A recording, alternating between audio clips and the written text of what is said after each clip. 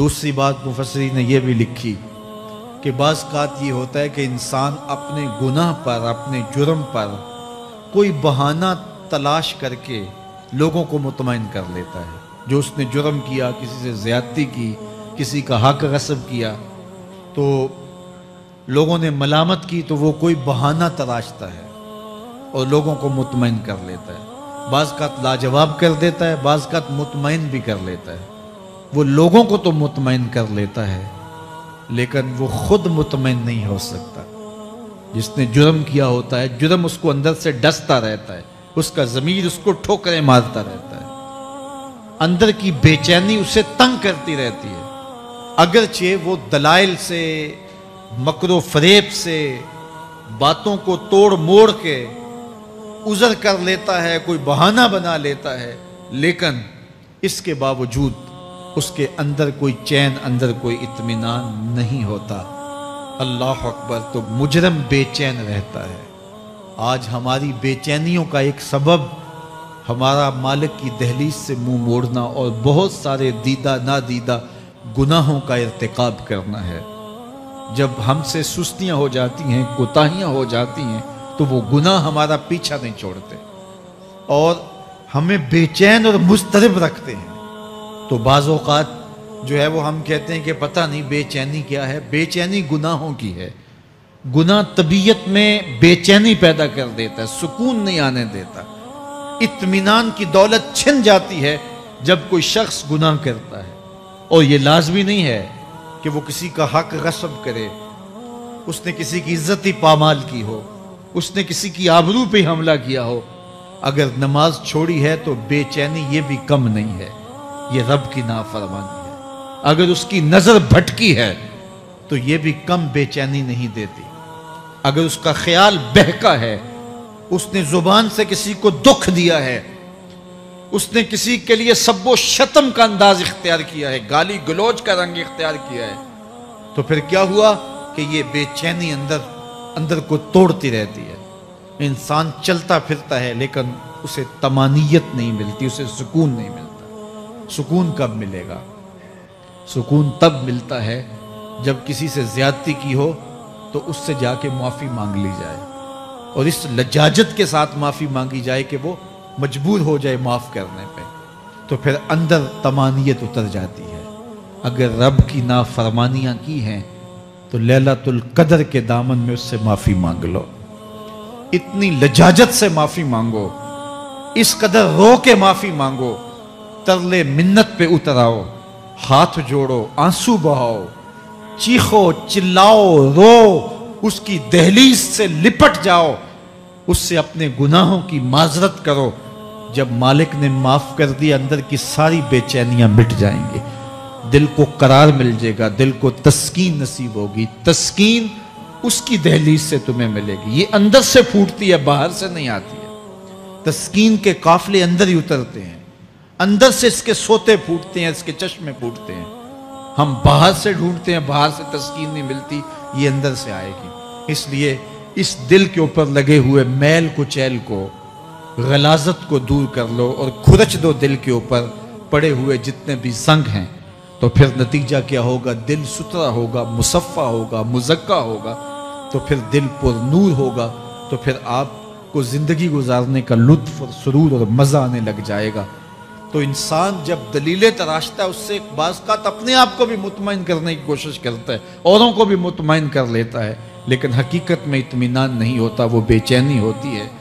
تو اللہ تعالیٰ جل شانہ اس کہانی کو بیان کرتے ہوئے ایک اور مضمون کو بیان کیا، اور یہ بالکل درمیان میں جملہ معترضہ کے طور پہ جو ہے وہ نظر آ رہا ہے کہ بات تو چل رہی ہے، تو اچانک اللہ اپنے محبوب سے مخاطبہ فرماتا ہے، کیا ارشاد کرتا ہے؟ لا تحرک بہی لسانک لتعجل بہی. تو یہ اچانک بات کیوں آ گئی؟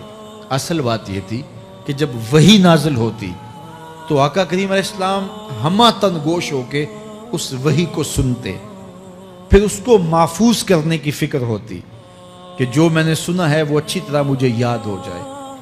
اور پھر آقا کریم علیہ السلام کی تیسری فکر یہ ہوتی کہ اس کے جو معارف ہیں، اسرار ہیں، اور اس کے جو ثمرات ہیں، اس کی جو تفصیلات اور نکلنے والے اس کے نتائج ہیں، وہ بھی اچھی طرح جو ہے وہ میں سمجھ پاؤں. تو یہ 3 مشقتیں بیک وقت حضور گوارا کر رہے ہوتے.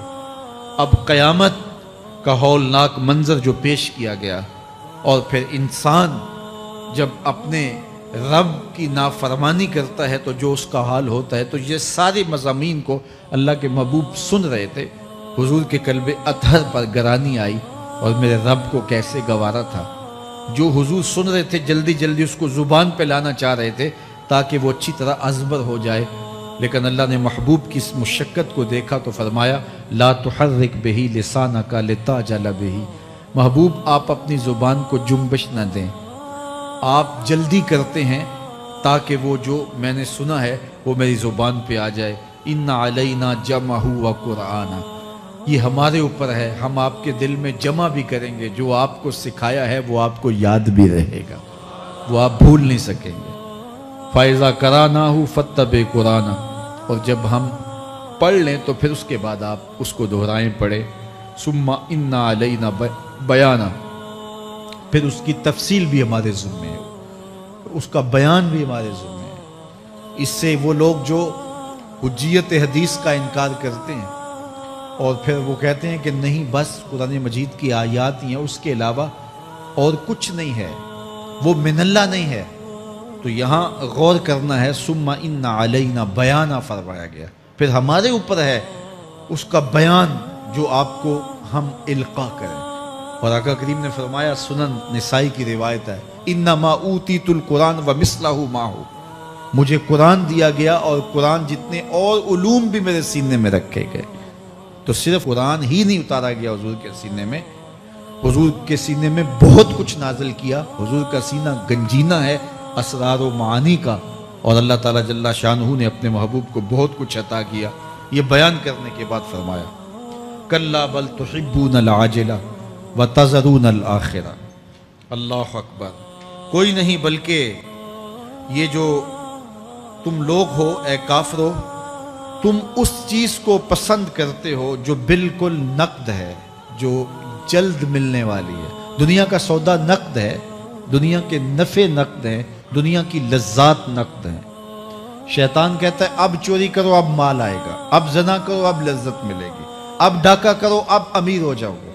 تو دنیا کے سودے نقد ہیں اور آخرت کے وعدے ادھار ہیں. تو ارشاد فرمایا بل تحبون العاجلہ، تم دنیا کی جو عاجل چیزیں ہیں، جو بالکل نقد سودے ہیں، تم ان کے پیچھے پڑتے ہو. وَتَذَرُونَ الْآخِرَةَ، اور آخرت کو چھوڑتے ہو. دوسرے مقام پہ ارشاد فرمایا سورہ الاعلیٰ میں بَلْ تُؤْثِرُونَ الْحَيَاةَ الدُّنْيَا وَالْآخِرَةُ خَيْرٌ وَأَبْقَىٰ، تم دنیا کی جیتی زندگی کو ترجیح دیتے ہو، حالانکہ آخرت بہتر بھی ہے اور دائمی بھی. میں آپ کی توجہ چاہوں گا، آخرت بہتر بھی ہے اور دائمی بھی، لیکن تمہاری ترجیح یہ دنیا ہے جس کی آخرت کے مقابلے میں کوئی حیثیت ہی نہیں ہے. حضور نے ارشاد فرمایا اگر کسی کو جنت میں ایک کوڑا رکھنے کی جگہ مل جائے، ایک ڈنڈا رکھنے کی جگہ مل جائے، دنیا و ما فیہا کی دولتوں سے وہ زیادہ قیمتی ہے. 7 براعظموں پہ پھیلی ہوئی کائنات، سمندروں کی تہوں میں قیمتی موتی، پہاڑوں کے دامن میں قیمتی معدنیات، مالیاتی اداروں کے پاس سرمائے، لوگوں کے پاس دولت کے انبار، یہ سارے اکٹھے کر لیے جائیں اور ان کی قیمت لگائی جائے، اور جنت میں ایک ڈنڈا رکھنے کی جگہ، ایک عصا رکھنے کی جگہ، ایک کوڑا رکھنے کی جگہ، وہ جگہ پھر بھی زیادہ قیمتی ہے. پراپرٹی ویلیو ہوتی ہے نا. وہ کہتے ہیں کہ دور دراز دیہات سے 10 ایکڑ فروخت کریں تو یہاں ہمارے بائی پاس پہ اگر لیں تو 1 کنال جگہ آئے گی، 10 ایکڑ فروخت کر کے یہاں 1 کنال ملے گی. اور اگر آپ مزید اس کو فروخت کر کے مزید جو ہے وہ کسی مہنگے علاقے میں چلے جائیں تو ہو سکتا ہے 2 مرلے اس 10 ایکڑ کے مقابلے میں آئیں. تو اس طرح مختلف جگہوں کی پراپرٹی ویلیو ہوتی ہے. اللہ کے محبوب جنت کی پراپرٹی ویلیو بتا رہے ہیں. 7 براعظموں پہ پھیلی ہوئی کائنات کو ایک پلڑے میں رکھیں. پوری دنیا کے اندر جو سرمائے ہیں، جو ماضی میں سرمائے لوگوں نے خرچ کر لیے جو حال میں موجود ہیں، جو آنے والے دوار میں لوگوں کے پاس آئیں گے۔ قارون کا خزانہ اور سرمائے سارے اکٹھے کر کے ایک پلڑے میں رکھ دیں، جنت میں ایک عصا رکھنے کی جگہ پھر بھی زیادہ قیمتی ہے۔ تو پھر دنیا کی آخرت کے مقابلے میں قیمت کیا ہوئی؟ دنیا کی جنت کے مقابلے میں ویلیو کیا ہوئی؟ اور جنت میں سب سے کم جگہ کس کو ملے گی؟ جو سب سے آخر میں جائے گا۔ ظاہر ہے سب سے کم جگہ اسی کے پاس ہوگی جو سب سے آخر میں جہنم کے دھکے کھا کھا کے، رگڑے سہ سہ کے پھر آخر میں جنت میں جائے گا۔ سب سے تھوڑی جگہ اس کے پاس ہوگی۔ حدیث پاک میں آتا ہے، بخاری میں آتا ہے، حضور نے ارشاد فرمایا کہ جب جہنم سے آخری جہنمی نکالا جائے گا تو اللہ تعالیٰ اسے پوچھے گا بتا تیری کوئی آرزو؟ تو وہ کہے گا مالک یہ آرزو ہے، یہ آرزو ہے، مختلف آرزویں بتائے گا۔ اللہ فرمائے گا لکا ما تمنیتا، جو تو نے آرزو کی جا جا تجھے میں نے عطا کر دی، اب جنت میں چلا جا۔